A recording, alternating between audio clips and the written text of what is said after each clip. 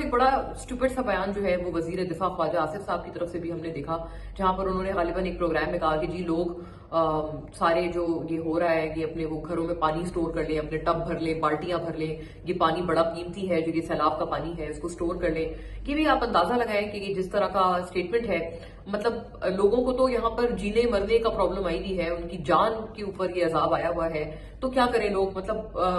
ڈوبنے سے پہلے پانی کو بولیں کہ آپ رکیں، پانی صاحب آپ تھوڑا ویٹ کر لیں، پہلے میں بالٹی لے کے آ جاؤں، میں پہلے بھر لوں پانی، پہلے میں ٹب میں پانی بھر لوں، پھر میں ڈوب جاؤں، پھر میرا گھر ڈوب جائے۔ مطلب یہ اتنا ایک اسٹوپڈ قسم کا بیان تھا کہ جس کی کوئی انتہا نہیں ہے۔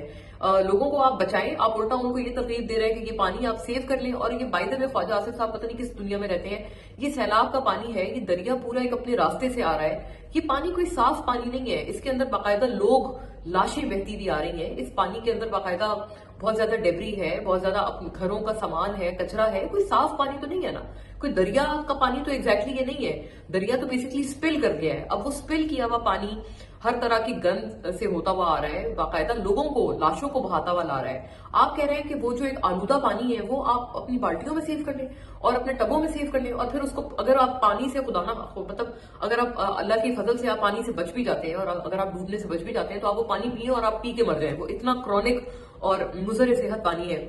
مطلب مجھے سمجھ نہیں آئی اس بیان کی۔ سو آئی تھنک ایک سٹنگ فیڈرل منسٹر کو 100 دفعہ سوچنا چاہیے کہ وہ جب وہ اس طرح کے بیان دیتے ہیں کہ وہ کہہ کیا رہے ہیں۔ ان کی بات اگر کسی نے سیریسلی لے لی تو الٹا وہ بندہ تو مر جائے گا۔ تو